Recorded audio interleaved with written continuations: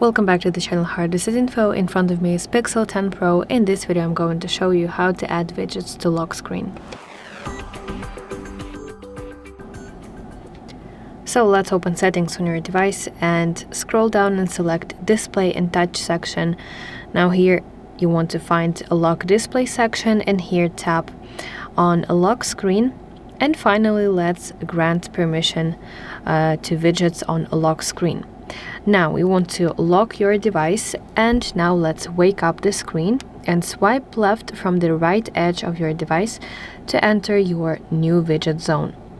So how to basically add widgets. You want to long press any empty space on this screen, then verify your identity, and now let's press add widget button in the upper left corner of the screen.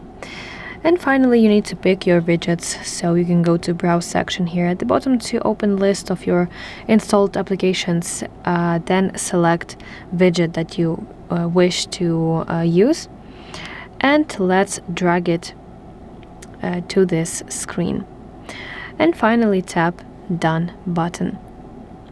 So that's basically how you can add widgets to your lock screen on your Google Pixel 10 Pro device. If this video was helpful for you, please leave a like and subscribe to our channel for more content like this, and I will see you in the next one.